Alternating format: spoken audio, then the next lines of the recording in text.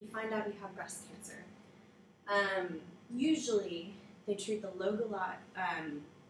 they localize it and try and remove it with surgery. That's one of the first steps, especially if it's a larger tumor. Getting rid of it is most important to most doctors. It's invasive, but it's effective. Then there's adjuvant therapies with tamoxifen. It's part of chemotherapy. And a lot of times, for example, my grandmother, when patients get breast cancer, it also goes into their lymph nodes. So they do radiotherapy in select areas like lymph nodes to get rid of that. So the main things are surgery, radiotherapy, and chemotherapy. Usually the process is opposite of what I said. It goes mastectomy, and then chemo, and then radiation. Sometimes you don't have to have radiation. It just depends on how much of it they got out with the other two. However, all these treatments are expensive. They're so expensive. This is what I've gathered from my experience, from my grandmother's experience on how much it costs. She's older, and my grandpa was in the Army, so she's on Medicare. And they cover 80% of all costs incurred. Okay, but you can see this up here. One round of chemotherapy at Salmons Cancer Center in Dallas is around $6,000. Okay, the shot you receive afterwards, and it's to prevent nausea, to make sure you don't come down with the flu, pneumonia, anything like that, is $2,000. That's $8,000. Okay, for one round of therapy. So my grandmother had Medicare, but no other supplemental health care. She had the breast cancer 4 times, undergoing 6 rounds of chemo each time with 2 mastectomies and subsequent radiation. So just for the chemo alone, 8,000 times 18, $144,000. All right. 80% of $144,000 is $115,000. So the amount that was not covered, $28,800. That's a lot of money. They're still in debt. You know, the last time she had cancer was a long time ago. Not a long time ago, it was a couple of years, but they're still in debt. It's just crazy. So we've got to prevent this. So let's talk about what you can do, how you can further this cause today, upcoming, okay? I'm very, very involved with Susan G. Komen, with Race for the Cure, with all kinds of breast cancer affiliates. And this, I went to Race for the Cure in 2010. It was on October 16th at North Park Center. I go every year. I've gone since I was 11 when we first found out this was going to be something in our family. It was at North Park Center. I don't know if anyone's ever been there before. I'm sure you have ladies who like to shop. I know you do. It was at North Park Center, and we had a great time. There's just so many wonderful things to experience while you're there. There's survivor tents, survivor stories, big stages. Everyone is just so pumped to be there, and it's inspiring. It's so inspiring. And you see, I'll show you some pictures in just a moment, but you see tons of little kids with, you know, I race in memory of my Nana, or I race in celebration of, you know, those who are still living. But this last October, there were 26,492 participants. It's amazing. It's a lot of people walking down the streets of Dallas.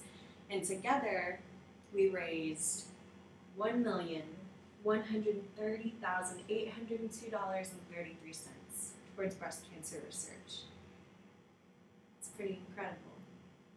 It's a lot of money looking for a cure. So, I'll show you a few pictures here. This is me and a bunch of my girlfriends that we took. I hosted a slumber party the night before, made margaritas, made dinner, and the entry fee for each person is $30. I took 1, 2, 3, 4, 5, 6, 7, and then 3 on the outside that you don't see here in this picture. That's 10 people at $30 a piece. We raised $300 just in our group. It's great. It's great. So I really, every year, I put something on my Facebook, on my personal website. I talk to everyone I know and get as many people involved as I can. And that's what I would like to encourage all of you to do. It's a good time. It's not like you're asking them. It's not like pulling teeth or anything like that. It's so much fun, and it's really just something that if there are some of you who haven't gone, I know there are. It's like nothing you've ever experienced. It's indescribable. These are some of the survivors that were at the survivor tent. Everybody gets decked out in their pink boas and their pink hats and their races, and they do a survivor march down through, and everyone just applauds and claps and cries, and women and their families and their husbands, and it's a way to support all of these brave women who have beat this disease, and to celebrate, those who haven't, in hopes of finding a cure so that no one else falls into their shoes. They give out pink roses to all the survivors. It's really, really sweet. Very sweet. And, one of the pluses, this is kind of a selfish reason to go, but if you were looking for this, there are vendor stands everywhere. They give out free breakfast. The Chick-fil-A people were there this year giving out spicy chicken sandwiches, yogurt, keychains. Dallas Morning News had a free sign-up for their newspaper and gave away these little running t-shirts. Let's see, what else were there? There were stuffed animals. There's a bounce house for kids. Let's see. And, North Park Mall is huge. Huge. So we went to brunch afterwards at Chibu and celebrated the good deed we had just done with mimosas. I encourage you to make a day out of it. You're supporting a good cause. And it's a lot of fun. You can see here, this little girl. It says, I race in memory of Nana. There's tons of strollers and children walking. And, if you have younger children, there's a 2K and a 5K. The 2K is more like a fun run. And then the 5K, it's 3.2 miles. Some people run, there's like separate sides. One is for running and one is for walking. But you don't have to run. You can walk. Lots of people wear tutus now, made of newspaper, all kinds of things.